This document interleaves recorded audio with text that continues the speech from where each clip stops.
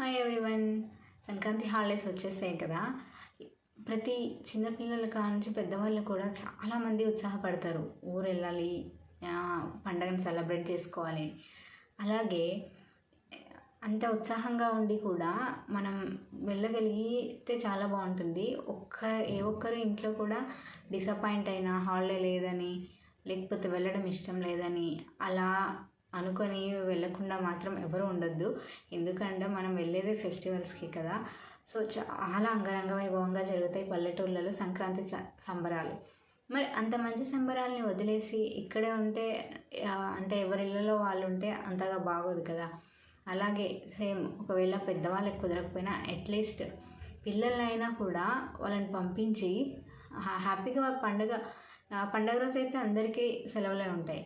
ముందుగా పిల్లల్ని పంపించైనా వాళ్ళు అక్కడ ఉన్నటువంటి ఊర్లో సంక్రాంతి సంబరాలు ఎలా ఉంటాయో తెలుసుకొని ఆ సంబరాలని ఎంజాయ్ చేయగలగాలి. చాలా కాలం నుంచి అప్పుడున్నవన్నీ కూడా ఇప్పుడు లేవు. కొన్ని ప్రాంతాల్లో కొంత తగ్గిపోయింది.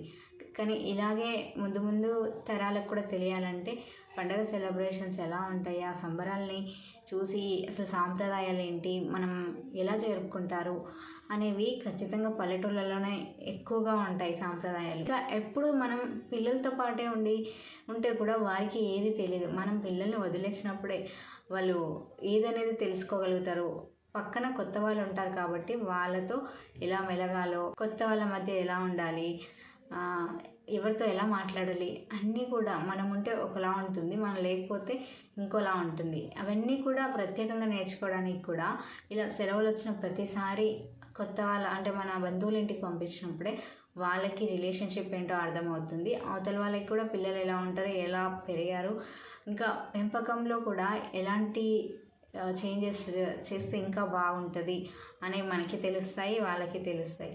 మరి ఇంత చక్కటి అవకాశాన్ని అందరూ వినియోగించుకొని హ్యాపీగా సంక్రాంతి పండగ సంబరాలు అయితే అందరూ జరుపుకోవాలని మనస్ఫూర్తిగా కోరుకుంటూ హ్యాపీ సంక్రాంతి.